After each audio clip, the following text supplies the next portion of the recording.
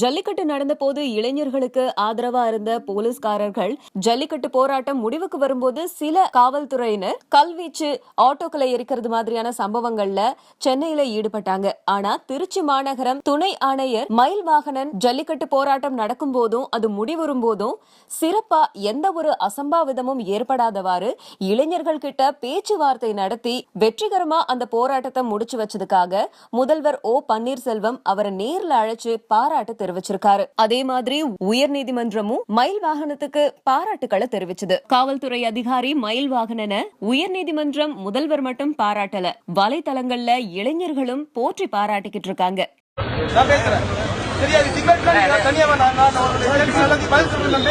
ஒவ்வொரு கேள்விகளும் ஒவ்வொருத்தருடைய பண்ணிட்டு இருக்கோம். அதுக்கு நான் தயாரா இல்ல. அதனால நான் சொன்ன கருத்தை மையமா வச்சு கலைஞ்சி போலாம், ஒத்துழைப்பு கொடுக்கலாம், போலீஸ் கூட அதே ஃப்ரெண்ட்லியா இருக்கலாம் அப்படின்னு நினைக்கிறவங்க தாராளமா கலைஞ்சி போலாம். அப்படி இல்ல நான் இங்கதான் இருப்பேன்னா நான் உங்களுக்கு கட்டாயப்படுத்துறதுல நீங்க அப்படி இருக்கிறதுனால நான் ஏற்கனவே காலையில இருந்து சொல்லிட்டு இருக்கேன்.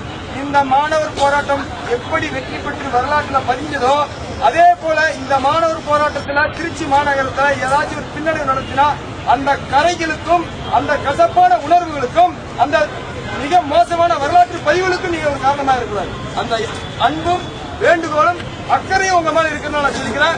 இந்த மாணவர்கள் சில மாணவர்கள் கூட வந்திருக்கிறவங்களாலையும் சில அமைப்புகளாலையும் மிஸ்கைடு பண்ணப்படுகிறார்கள் அப்படிங்கிற ஒரு இன்டெலிஜென்ஸ்னாலதான் இவ்வளவு தூரம் வந்து பேசிட்டு இருக்கோம். இவ்வளவு நாளா பேச கிடையாது, மறுபடியும் வந்து பேசிட்டு இருக்குன்னா நீங்க வயசுல சின்னவங்க. ஆனால் நீங்க பெரிய பாடத்தை நீங்க எல்லாத்துக்கும் சொல்லி கொடுத்துருக்கீங்க, நான் வரவேற்கிறேன். அதே வேகத்துல உங்களுடைய அனுபவம் அப்படிங்கிறது கொஞ்சம் எங்களோட கம்மி அப்படிங்கிற அந்த வயசுலையும் சரி அனுபவத்திலும் சரி அதிகாரி அப்படிங்கிற முறையிலும் சரி உங்க நிலையில கடந்து வந்த அப்படிங்கிற ஒரு நிலையிலும் சரி பல வகையில உங்களுக்கு இந்த அட்வைஸ் பண்ற தகுதியும் அனுபவமும் எனக்கு இருக்குது. அதனால தயவு செய்து கேரியரை ஆயிராதீங்க. எமோஷனல் விஷயத்தை நிறைய பேர் எக்ஸ்பிளைட் பண்ண போனாங்க. அந்த எக்ஸ்பிளைட்டேஷனுடைய விளைவுதான் சில இடங்கள்ல சில பிரச்சனைகள் உண்டாயிட்டு இருக்கு. திருச்சியும் அதை மையமா வச்சு நடக்கிறதுக்கு இன்னமும் சரி நடந்துட்டு இருக்கிற தீர்க்கமான இன்புட் எனக்கு இருக்கிறதுனாலதான் உங்கள்கிட்ட மறுபடியும் மன்றாடி கேட்டுருக்கேன். இல்லடா அப்படி பேச வேண்டிய அவசியம் இல்ல, அதனால உங்கள்கிட்ட நான் அப்படி பேச கிடையாது.